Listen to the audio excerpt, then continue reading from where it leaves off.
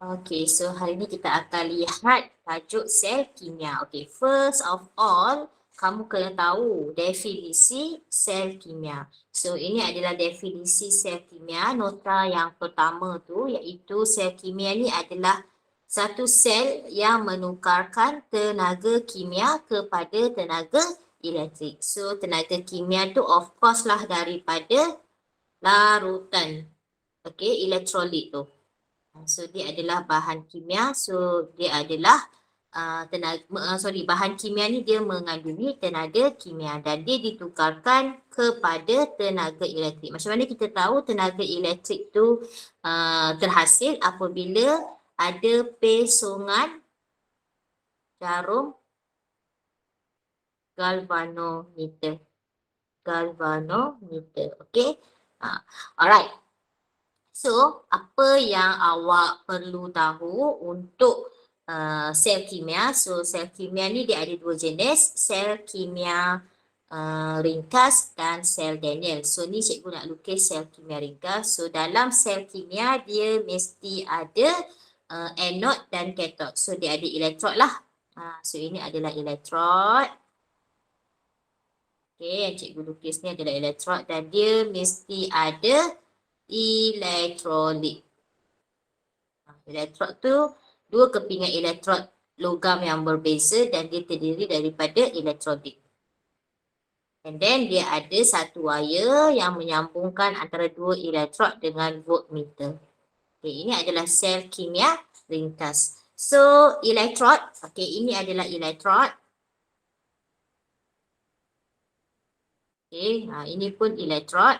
So, elektrod ni dia ada dua, okay, dan dia punya nilai E0 mesti berbeza. Okay, so elektrod yang mempunyai nilai E0 lebih negatif, dia akan bertindak sebagai terminal negatif. Okay, nama dia terminal negatif atau anode. Okay, so cikgu ulang lagi sekali, elektrod yang mempunyai nilai E0 lebih negatif, dia akan bertindak sebagai terminal negatif atau anode. Okay, jadi anode akan lebih mudah melepaskan elektron. Jadi kita kata elektrod tersebut mengalami proses pengoksidaan. Okay, alright. Seterusnya, kalau nilai E0-nya lebih positif, okey, kalau lebih positif maka dia akan bertindak sebagai terminal positif atau kathod.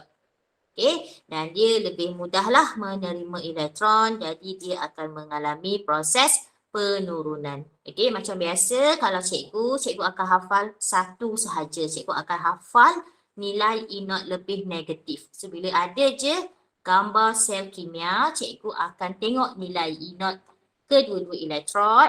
So, bahan mana yang lebih negatif, dia akan menjadi terminal negatif ataupun anode. So, cikgu ingat satu je. Sebab kalau kita ingat dua-dua, nanti kita akan confuse. Okay. So, kita tengok anode tu apa? So, anode adalah elektrod di mana tindak balas pengoksidaan berlaku ataupun terminal negatif. Okey, manakala kathod, elektrod di mana tindak balas penurunan berlaku, jadi dia bertindak sebagai terminal positif.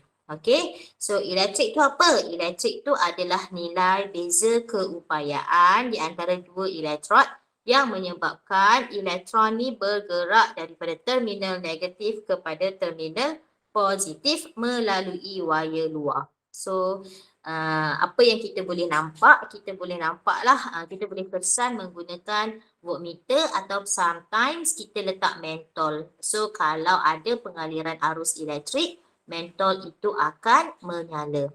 Okay. So, sebagai contoh, macam gambar yang saya lukis ni, okay, saya lukis balik supaya dia lebih jelas. Okay. So, dia ada dua elektrod. Okey. So, ni bika. Okey. So, elektrod ni dicelup. Okey, lukisan pun tak comel. Okey.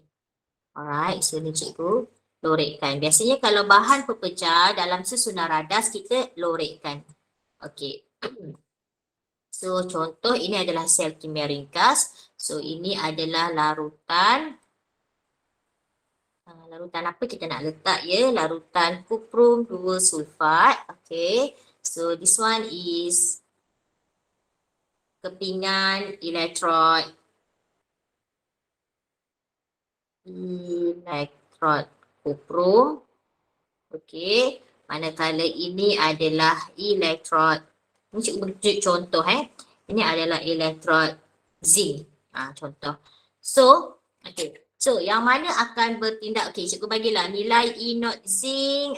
E not zinc berapa E not zinc adalah negatif 0.76.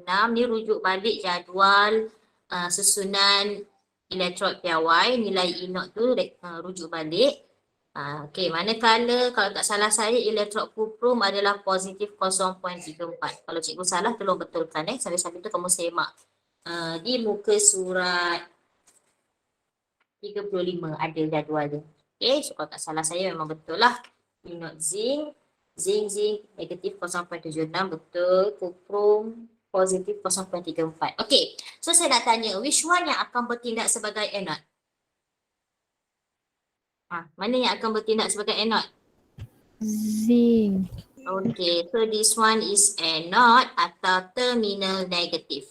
Dia tulis salah satu. Terminal negatif atau anode. So, kalau dah zinc tu anode, maka elektrod kuprum tu mestilah cathode. Kan? Ataupun dia adalah terminal positif. Okay, so proses pengoksidaan tu berlaku di anode. Anode yang akan menderma elektron. So, kita boleh nampaklah pengaliran elektron mengalir di luar. Okey, elektron dia akan mengalir dekat wire dawai tu. Dekat luar litar. Okey, so apa yang kita akan perhatikan? Jarum galvanometer terpesong. Boleh faham? Boleh. Okay, kalau nak ambil gambar, nak snap ke boleh snap yang ni. Okay, alright. So, sel kimia ni dia ada dua jenis. Dia ada dua jenis. So, jenis sel kimia. Yang pertama adalah sel kimia ringkas. Macam gambar yang saya tunjuk tadi tu, dia ada, ni gambar yang saya tunjuk ni, mana dia? Oh, tak boleh nak scroll pula. Okay. So, dia mesti ada dua logam. Okay, dua logam atau dua elektrod yang berlainan. Macam ni, kita guna zinc dan juga kuprum. Dia mesti dua logam yang berlainan jenis. Okay, kita rendam dalam elektrolit. So, elektrolit ni adalah larutan kuprum 2 sulfat dan disambungkan dengan wayar penyambung. So, inilah wayar penyambung yang saya tengah highlight ni. Okay, alright. Itu adalah sel kimia ringkas. Kalau sel kimia ataupun sel Daniell, okey, dia mesti menggunakan pasu berliang atau jambatan garam. Okey, sebagai contoh, ni gambar dia. Ni okey. So, macam mana kita nak tengok dia? Okey. So, dia mesti ada dua elektrod yang berbeza. Ni dia dua elektrod yang berbeza. So, sini dia menggunakan elektrod kuprum dan elektrod zinc. Tapi, apa beza dengan sel kimia ringkas tadi? Dia tetap menggunakan dua elektrod yang berbeza. Okey, disambung melalui luar litar dengan menggunakan elektrod masing-masing. So, elektrod kuprum dia menggunakan elektrolit larutan kuprum 2 sulfat. Tetapi, elektrod zinc dia menggunakan larutan zinc sulfat. Ni, ini yang beza ni. Yang ni dengan yang ni. Okey, jadi apabila dia menggunakan dua elektrolit yang berbeza, dia mesti ada ini. Dia mesti ada jambatan garam. Inilah berjambatan garam. Okey, jambatan garam. Okey, apa fungsi jambatan garam ni? Jambatan garam ni fungsi dia sama je macam kita belajar sebelum ni, iaitu untuk membenarkan ion-ion mengalir melaluinya.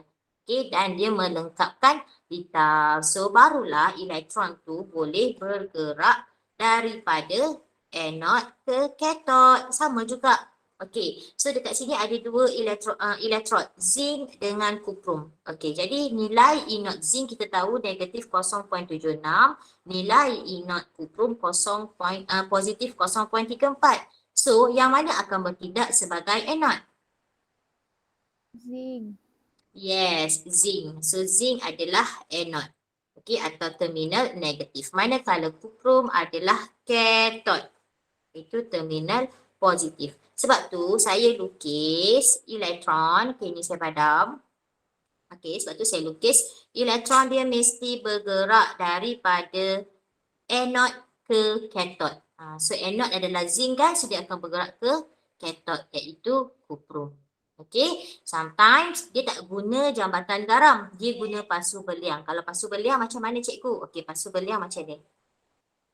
Okay, dia menggunakan satu bika. Kalau pasu berliang, dia ada satu bika. Kalau jambatan garam, dia ada dua bika. Okey. So, dia mesti ada dua elektrod. Okay. Tapi, dekat sini nampak. Yang warna merah itu adalah pasu berliang. So,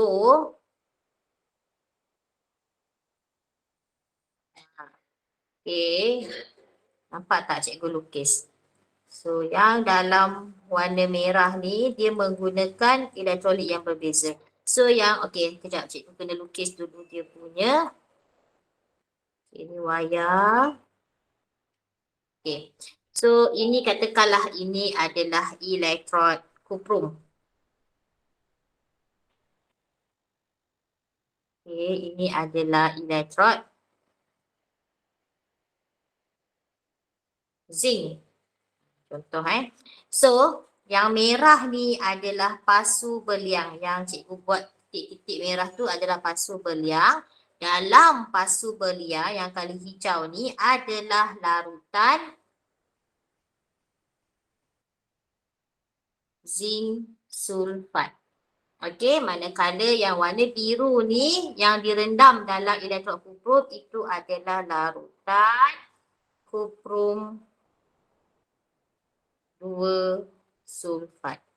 Okey, so itulah bezanya pasu berliang dan jambatan garam. Pasu berliang pun sama fungsi dia sebab dia nak membenarkan ion-ion daripada kuprum 2 sulfat dan ion-ion daripada zinc sulfat boleh mengalir melalui pasu berliang atau jambatan garam tadi. So apabila ion-ion ni boleh mengalir antara satu sama lain, so litar itu akan lengkap dan barulah elektron boleh mengalir di luar litar. Boleh faham tak? Boleh. Yang lain? Boleh. Boleh. Okey. So, dah settle dah faham sel kimia. So, sel kimia untuk silibus kamu ada dua. So, biasanya kalau sel Daniel memang dia akan guna zinc dengan kuprum. So, kalau sel Daniel ni dia mesti guna zinc dan kuprum. Kalau kalau dia tak guna zinc dengan kuprum, cikgu, dia bukan nama dia sel Daniel lah.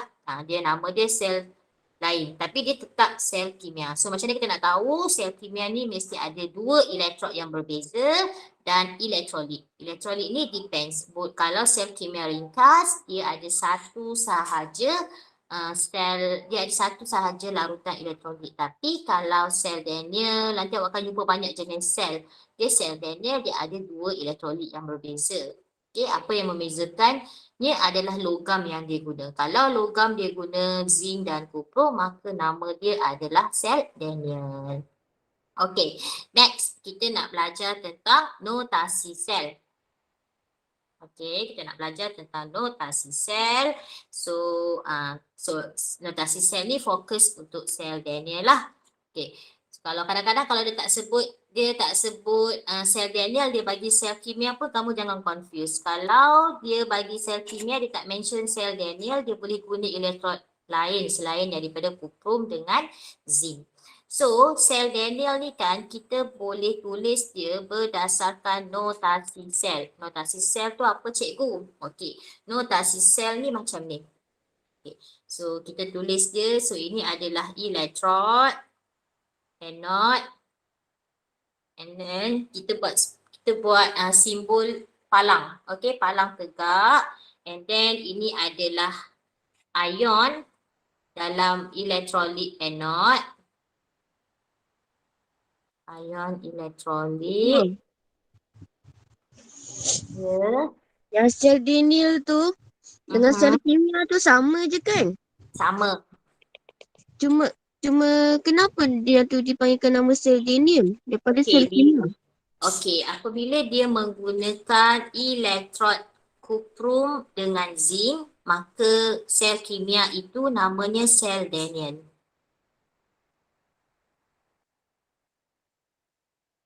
Boleh?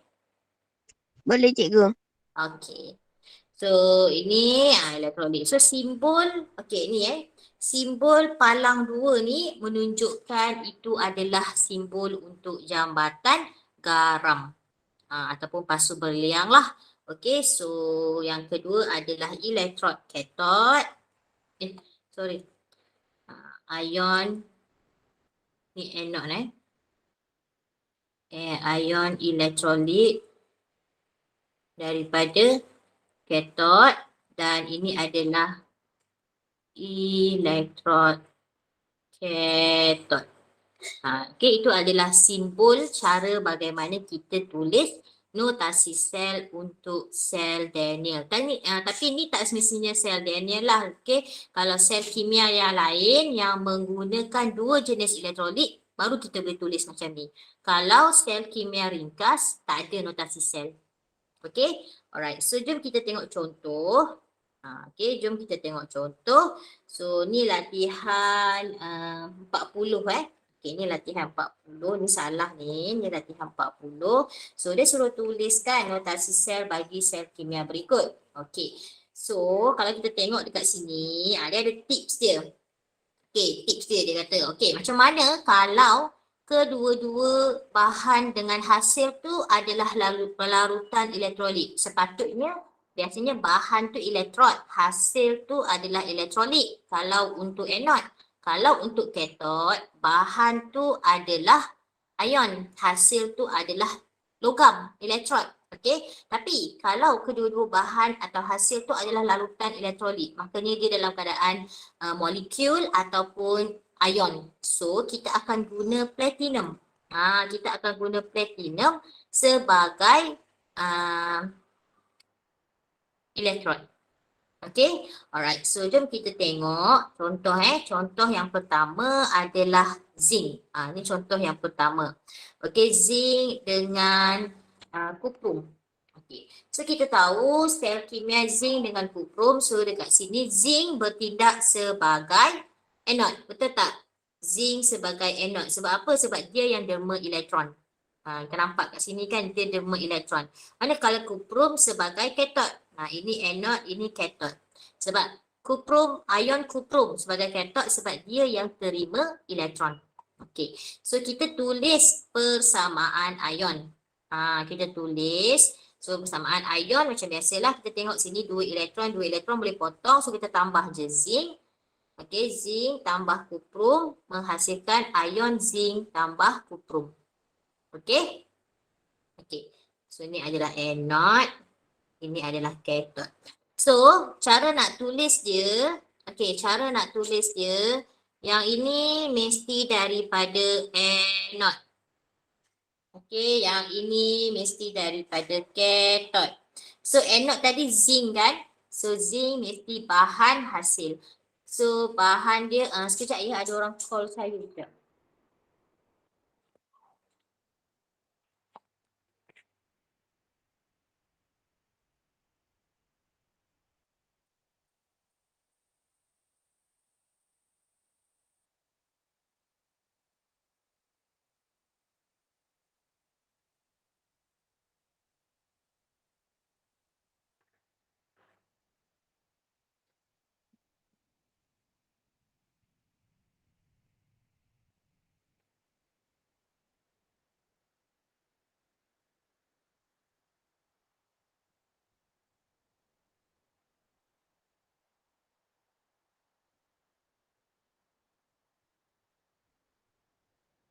Ayah, orang tu dah on the way tau. Ayah. Bagi tahu ayah orang tu dah on the way. Lagi 15 minit sampai. Okay, sorry tadi ada orang call. But hari ni pagi ni ada orang nak datang rumah saya. Okay. So, kita ni kat mana kita terang? Ni kan? So, zinc ni adalah bahan, ini adalah hasil. Maknanya, daripada zinc dia menerima elektron menghasilkan ion zinc. Sama juga dekat katot, ion kuprum dia akan menerima elektron membentuk logam kuprum. Itu yang dimaksudkan dengan bahan. Okey, ini yang dimaksudkan dengan bahan dan juga hasil. Bahan, hasil. So, dia lebih mudah kalau kamu boleh ingat setengah persamaan. Okey? Boleh, Fak? Boleh faham tak? Boleh. Boleh. Okey, next. Okey. Yang B ni dia tak tulis persamaan kimia kan? Okey, apa kata kalau B ni cikgu tulis kat bawah. Okey. P ni, okey, so dia kata antara klorin dengan ion klorida. So, klorin dengan ion klorida, okey, klorin dengan klorida, yang mana yang akan mendermakan elektron? Mana akan bertindak sebagai anod dan katot? Yang mana cikgu? Okey, klorin dengan bromin, yang mana yang akan mengalami pengoksidaan ataupun yang akan jadi anod? Kita nak tengok macam mana. Kita tengok nilai inot. Betul tak? Not. Betul. Okey, klorin berapa inot dia? Cuba cek sekejap. Klorin berapa inot? Negatif 2 kejap, bukan salah. Ha. Positif 1.36. Okey, bromin? Kalau bromin positif 1.07. Okey, positif 1.07. So, yang nak jadi anod ataupun yang akan mengalami pengoksidaan adalah ejen penurunan. Betul tak? So, mana nilai yang kurang positif? Bromin. Bromin. Okey, so bromin ini dipilih sebagai ejen Anod. penurunan ataupun anod. Boleh Okey. So anod adalah, cikgu tulis kat sini lah, anod adalah bromin. Okey. Jadi apa persamaan setengah dia?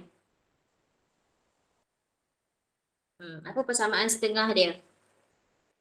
Ingat tak? Tengok balik. So ion bromida akan menderma elektron, betul? Membentuk Betul. bromin. So ini persamaan setengah dia. Okey, manakala anod, katot, cikgu guna pen yang berbeza supaya nampak. Okey, katot yang lagi satulah klorin. Okey, so kalau katot dia akan terima elektron. Klorin yang akan terima elektron membentuk ion klorida. Klorida. Betul? Okey, ini saya padam sebab saya nak bagi kamu nampak je tadi. Okey. So, so ni 2 elektron lah. Okey, 2 elektron.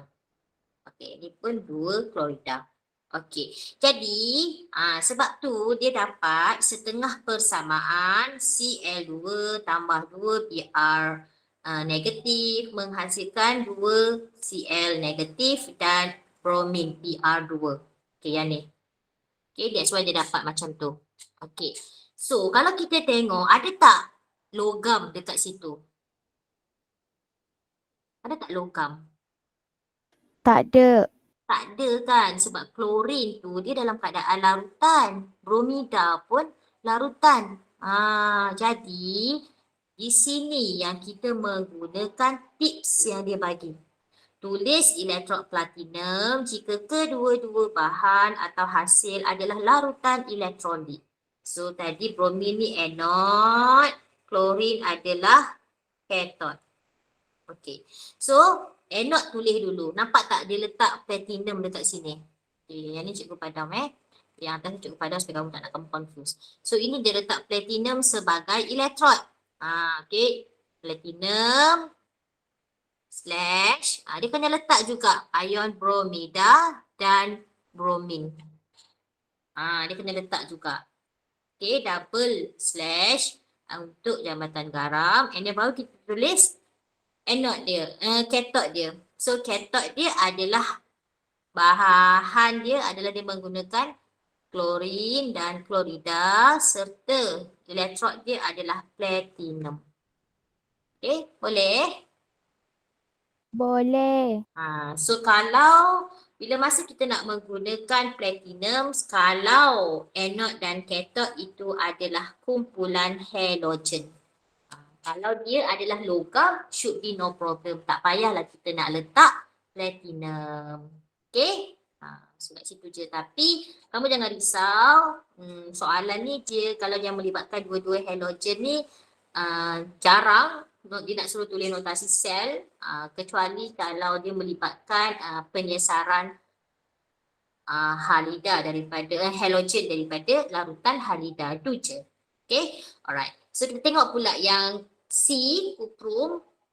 Okay, so kuprum dia, ion kuprum terima elektron. So ini adalah cathode. Okay, sebab dia terima elektron. So ferrum dia menerima elektron menghasilkan ion ferrum. So ini adalah anode. Okay, so kita boleh tulis persamaan ion dan tulis notasi sel. Okay, so notasi sel ini adalah anode. Ini adalah cathode. Okay, boleh faham kan? Boleh. Okay, so cikgu rasa untuk D, E dan F should be tak ada masalah. Awak boleh cuba buat screenshot siap-siap jawapan ni dan nanti boleh semak jawapan. Okay, sorry. Cuma lagi satu yang kita menggunakan platinum yang F tu. Sebab apa dia guna platinum? Sebab kat sini ada halogen. So kalau halogen, automatik kita akan ambil platinum sebagai elektrodnya. Okay. So kalau tak ada soalan untuk notasi sel, cikgu nak go through untuk macam mana kita nak kira nilai voltan sel. Okay. Cikgu nak tunjuk macam mana kalau digabung semua-semua ni cikgu. Jadi cikgu nak tunjuk. So ini adalah nota yang keenam iaitu macam mana kita nak tentukan nilai voltan sel ataupun E0 sel. Bila ada nilai E0 anode, nilai E0 cathode. So macam mana kita nak tentukan? So kita guna formula ini.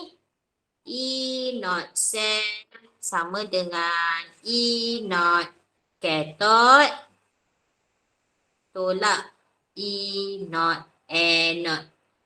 Okay, mesti cathode tolak anode. So sebagai contoh, dia bagi dekat sini anode zinc negatif 0.76. Dia bagi nilai E0 untuk zinc 0.76, E0 kuprum positif 0.34. So disebabkan nilai dia lebih negatif, so dia bertindak sebagai anode. Disebabkan nilai dia lebih positif, dia bertindak sebagai cathode. Ingat anode ni adalah ejen penurunan, ejen pengoksidaan. Dia masih lagi ada link yang dengan kita belajar semalam. Yang lebih negatif sebagai ejen penurunan, yang lebih positif sebagai ejen pengoksidaan. Okay, so macam mana kita nak buat? Nilai E0 cathode. E0 cathode ambil balik positif 0.34 tolak. Okay, E0 negatif kan? So tulis negatif. So ni matematik je lah. So positif 0.34 tambah 0.76, tekanlah kalkulator, you all akan dapat 1.10 volt. Macam tu. Okay. So, untuk yang ini, dia ada latihan dia, iaitu latihan 41. Ni pun salah. Okay. So, is latihan 41. Dia suruh kita hitung nilai voltan bagi sel berikut. Kan? Okay, so ni senang je, jangan risau. Okay, so E0 cathode. Yang mana satu E0 cathode yang lebih positif.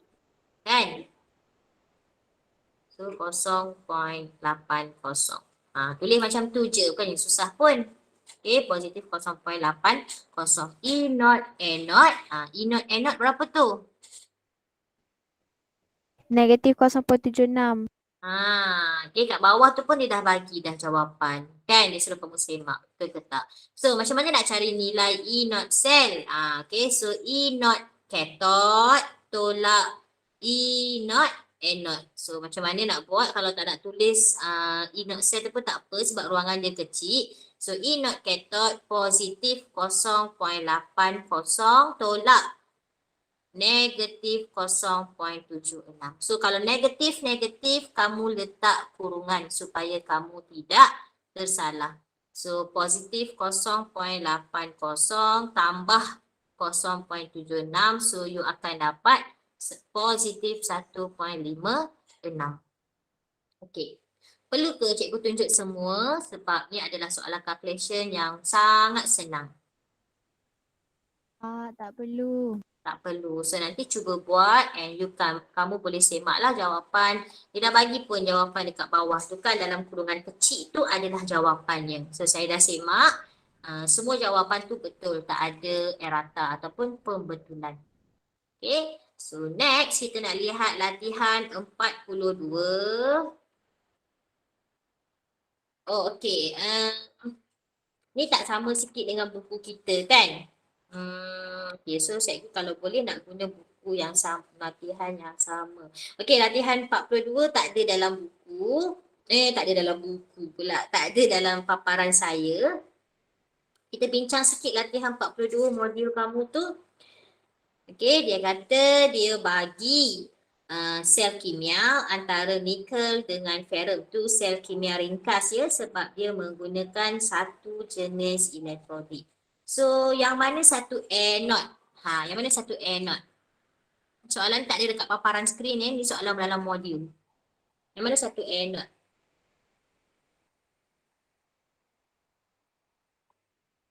Ferrum.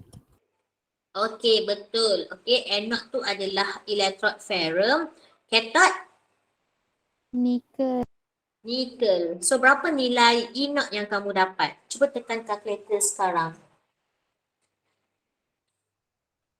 Ada tak kalkulator? Cikgu pun tak kira lagi. So, nilai E not cathode tolak E not anode. Negatif 0.25. Okay, negatif 0.25 tolak. Ataupun tambah lah kan. Tambah 0.44. So, you dapat berapa?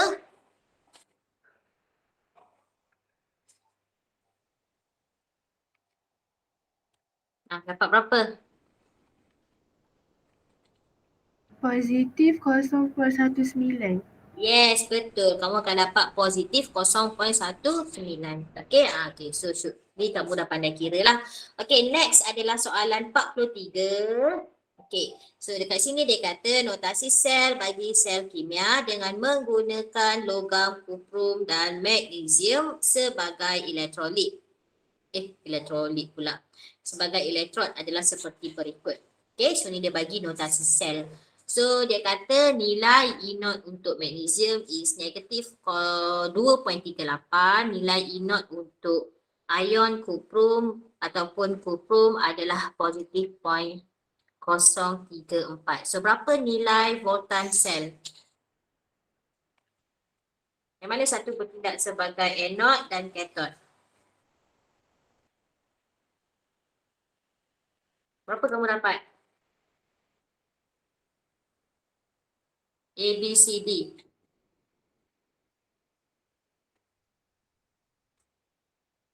B. Okey, betul B. So, cikgu rasa dah boleh kira lah tu. Ada yang tak faham lagi ke? Tak ada. Tak ada. Okey, yang faham tu, yang menjawab ni memang cikgu tahu yang dia memang faham. Yang tak jawab senyap tu, faham ke tak? Faham. Faham. Okey, alhamdulillah. Kalau tak faham bagi tahu tau. Kita belajar jangan malu-malu. Kalau tak faham, lantaklah orang nak cakap apa. Yang penting kamu kena usaha sampai kamu faham. Okey, okey, cikgu tunjuk satu contoh sebab cikgu nak bagi satu contoh soalan. Okay, sekejap lagi. Okay.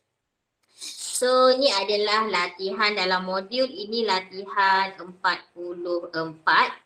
Okay, ni latihan 44. Iaitu dia kata latihan 44. Okay, dia kata rajah menunjukkan satu sel voltan ringkas. Okay, so dia bagilah nilai E0 untuk zinc dan nilai E0 untuk kuprum. Okay, saya nak tanya, ni sel Daniel ke? Ya. Anda pasti? Tak.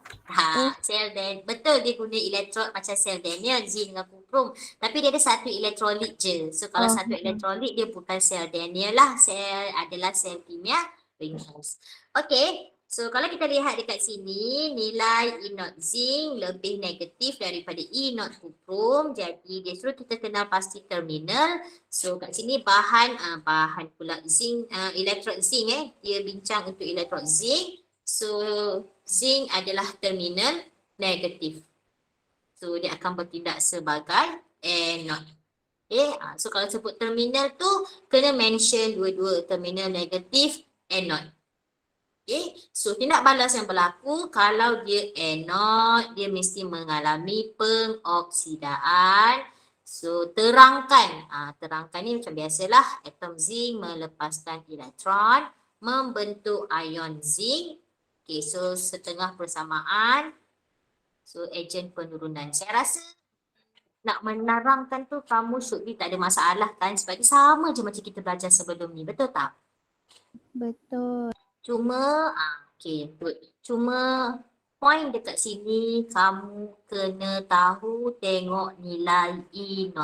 Okay, so based on nilai E0, kamu boleh tentukan dia adalah anode atau cathode, terminal dia apa.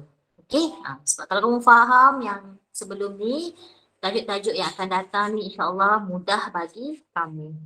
Okay. So kalau kita tengok elektrod yang kedua iaitu elektrod kuprum di muka surat 45.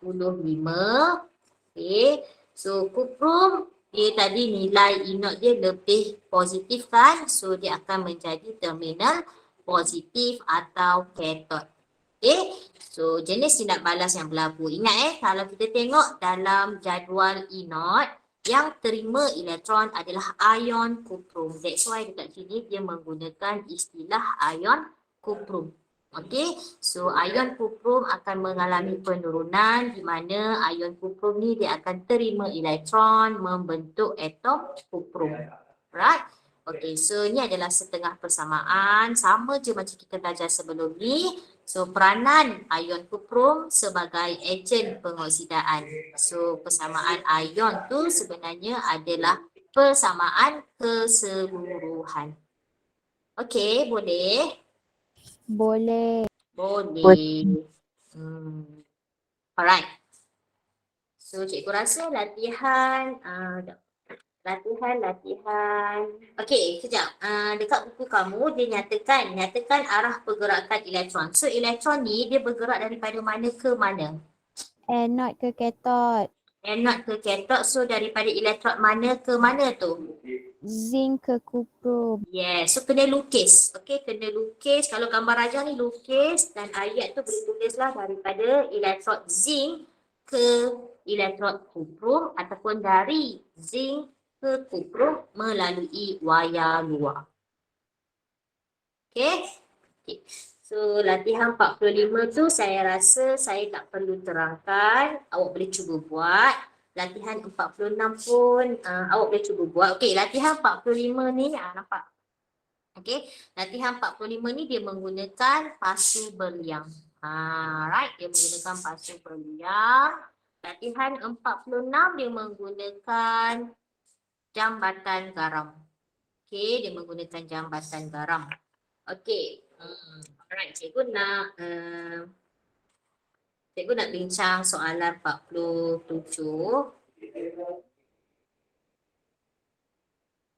Mana ni ikut? Okey, ni adalah soalan 47 Okey.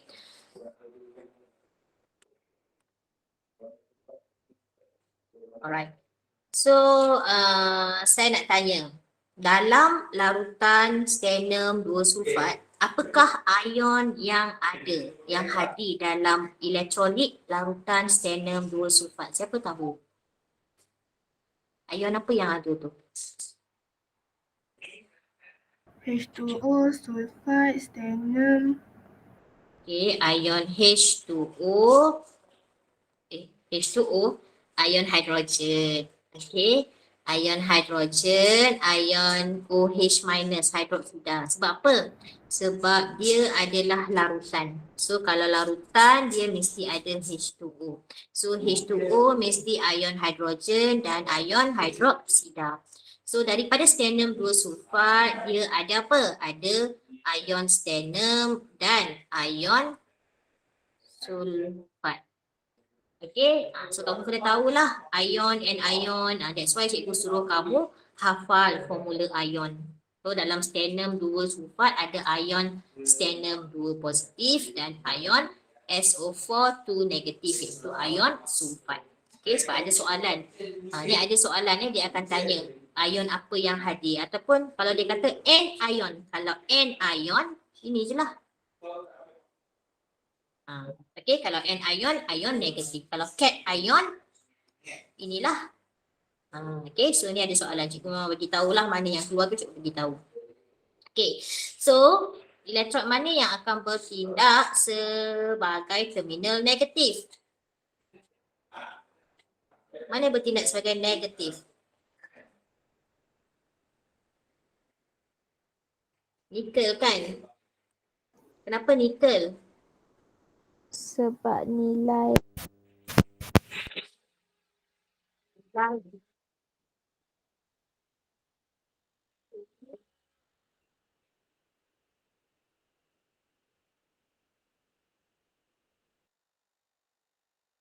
Okey, aku masa ni ada orang datang pasang, ada orang tengah drill semua. Awak dengar bunyi bising tak? tak. Tak dengar. Tak ada cikgu.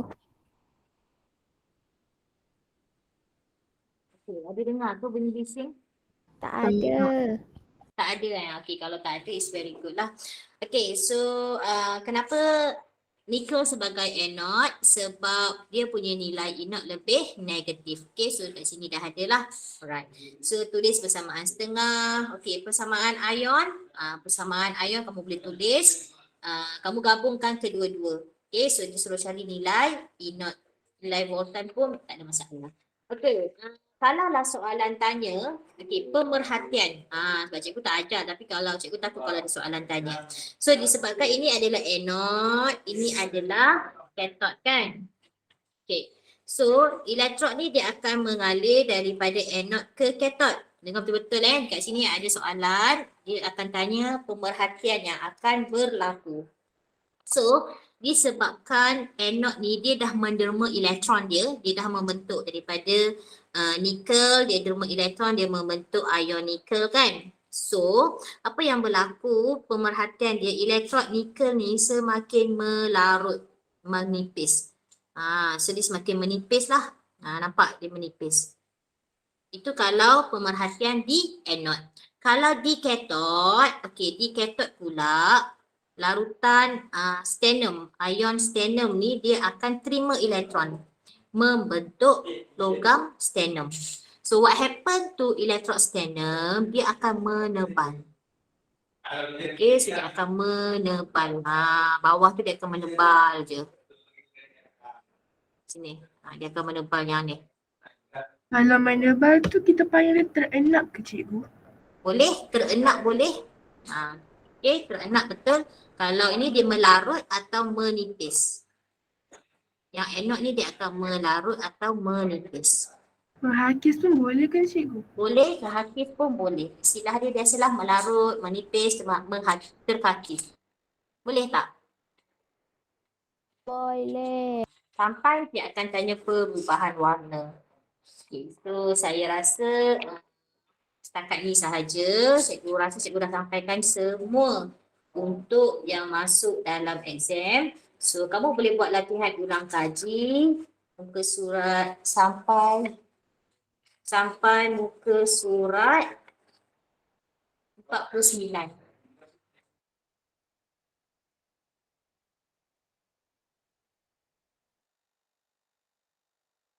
Okay. So kalau tak ada apa-apa, cikgu stop sampai sini dulu boleh? Boleh. Okay, kita jumpa lagi pada bila? Minggu depan lah kat sekolah kan? Okay, bye semua. Assalamualaikum dan selamat sejahtera. Bye Terima cikgu. kasih. Baik cikgu, terima kasih. kasih.